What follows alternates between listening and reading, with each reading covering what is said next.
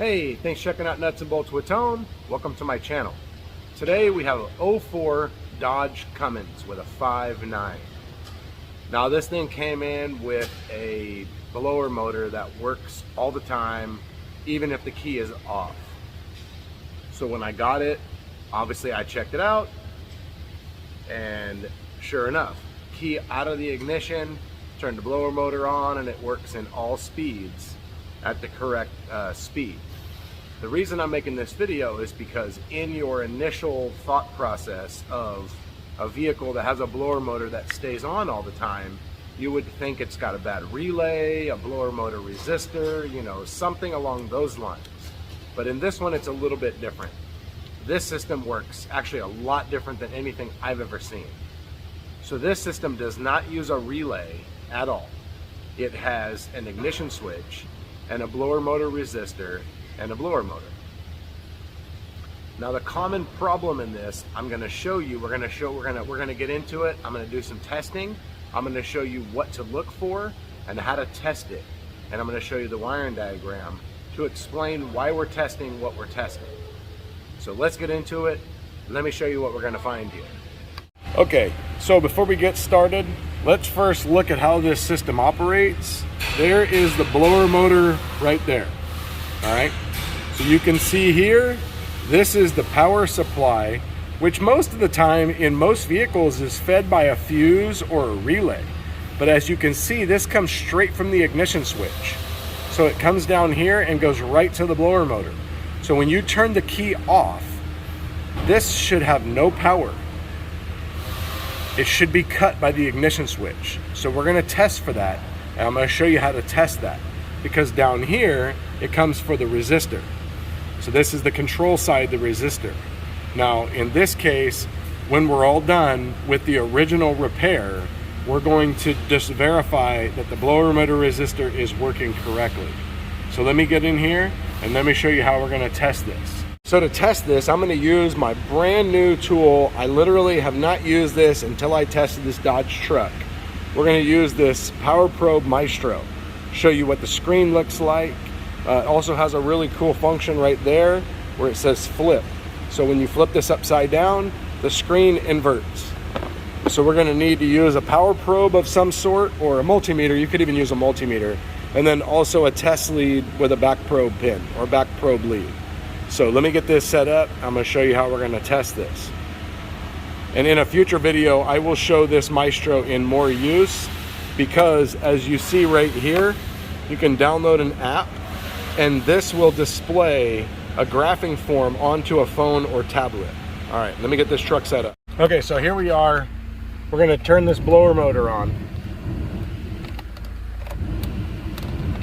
You can hear it turning on. All right, oh, I'm sorry. Let's just show key out. Key is out. I don't know if you can hear that, but that's the blower motor on high. All right, so what we're gonna be doing here is we're gonna go down here to this connector right there, all right? We're gonna go to that blue wire. We're gonna back probe that wire. Now this wire should not have power with the key out of the ignition. The ignition switch should not be sending power to that wire. So now, I've already got this set up. So now we're gonna look at what this shows. 12.28 volts with the key out of the ignition. Now let me show you this. So this Power Probe Maestro is pretty cool. It's got the mute button right here. Let me turn it off. And here's the flip button.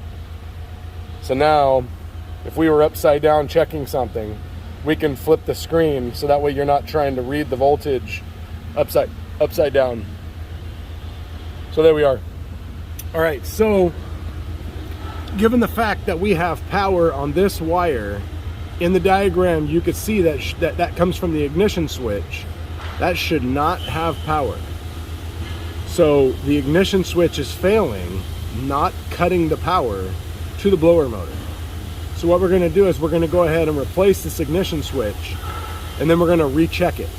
I'll show you how to replace this ignition switch, and I'll show you what it looks like when we're all done. So pretty excited about this guy here. It's got a nice feel. It's got a nice handle.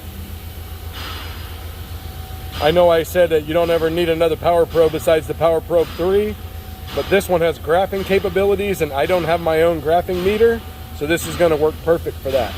All right, let's get in here and let's do this ignition switch. Let me show you how to do it. All right, here we go. So to remove the ignition switch, first take off your lower cover here. You got two 7mm screws down here. All right, take off your two your shrouds right here, and you've got 3 TORX that come in from underneath. You have to pull out the tilt lever cover. You got to pull this off because one of the bolts is behind this cover. So three screws. Take your shrouds off here for the steering column. Then you got to disconnect your 2 clock spring connectors. Reach in there from above and pull this like this, and then this will drop down, and then you have 2 screws holding your tilt lever cable up. So you're going to take those 2 down. Oh, I'm sorry. So then what you got to do is also turn your key to the run position, and let's see if I can show you. Let's see, right up through there, in between that wire is a hole. Hang on. So that hole right there, okay, you got to stick a screwdriver in there, and when you do that, it'll depress a lever on the lock cylinder, and then you pull your lock cylinder out right there. Okay, set that out. Obviously, first thing, you're going to disconnect the battery. Then what you got to do is then the ignition switch, it sits in this hole here. You've got a little tab you got to pull down, pull the ignition switch out. Then you've got this red clip you got to push over to the passenger side, and then the top of this, you put a screwdriver in here and you pry this up, and as you pull it up, the connector backs off, and then you can get your ignition switch out. And then we're going to put the new ignition switch in, connect the connector, put all the tilt back in and lock cylinder, and we're going to do it all in reverse. And then we're going to double check this blower motor. All right, let me get this ignition switch. Well, here's what the new one looks like. Right here. So here's the new ignition switch. All right, it sits in there like this. Here's that little lever I was telling you about right there. You got to pull down on this because it holds it in.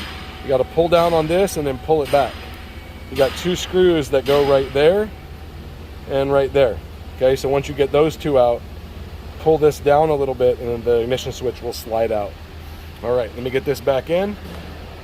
Okay, a couple little tips for this tilt lever here. There's a short screw up top, and then the screw that's down lower is longer. All right, and then here's the underside of the shroud. You got 1 screw there and 2 there. Keep track of which one goes where. Okay, that one is a black screw, a black screw. This one is a machined silver screw, and that's another black screw. So keep those separate so you don't try to put a screw in a machine hole. You'll damage the threads in there. That's about it. Don't forget to disconnect your batteries. I did not disconnect the batteries on this one, and everything turned out fine. This little lever right here was a real bugger to get flipped back. I had to use a pair of pliers to get it to pop. Let's see. Not a whole lot else. You don't have to disconnect the cable from the bracket or anything. You just unbolt the bracket and move it out of the way. And you have to disconnect the clock spring connectors because you have to take the clip out because one of the bolts for this tilt lever is above this harness. Plus, you don't ever want to mess around with clock spring connectors because then you have airbag problems. And so just disconnect them, get them out of the way. Ignition switch comes out pretty easy. One thing to be careful of is the position of your ignition switch. The new one that I got was not in the right position, so I had to reach in there and turn it. Just double check that. Be careful when you screw your ignition switch in because these are screws screwing into plastic. So you could easily over tighten those and crack that ignition switch. That's about it. Yeah, that's it. All right. let me get this all the way back together. Okay, ignition switch is in, lock cylinder is back in, clock spring connectors are in. All right, let me show you what I found. All right, so the terminals on the ignition switch are burned across the two main wires. So that's what I found visually. So anyways, new ignition switch is in. So now, here is the real test to see. Now we're still back probed up there. Now, we're gonna connect this, and look at that. Now here's the other real test. No blower motor. As you can see, we do not have power. If we don't have power, the blower motor cannot operate. No blower motor, this one is fixed. So that is how you do it. Well, I hope this video helps you with your 5.9 Cummins in testing. One thing I want to explain is if you have an SRT model, it does use a relay. But in the non-SRT models, it does not use a relay. So the diagram that I showed you in this video is for a 5.9 Cummins that's not an SRT model Dodge truck. So, thanks for watching the video. Hit the like button, hit subscribe button, and hit the bell. You get notified of all my future content, which you're definitely going to want to see. Also, check me out on Instagram at Nuts and Bolts with Tone for my daily life as a mechanic. And also check out my merchandise store where you can get a sweatshirt, you can get a coffee cup, get a water bottle, whatever. So, thanks for watching the video. Also, if you would like a Nuts and Bolts with Tone sticker, hit me up on Instagram and direct message me with your address and your name, and I'll get that sent out to you. Thanks for watching. We'll see you next time.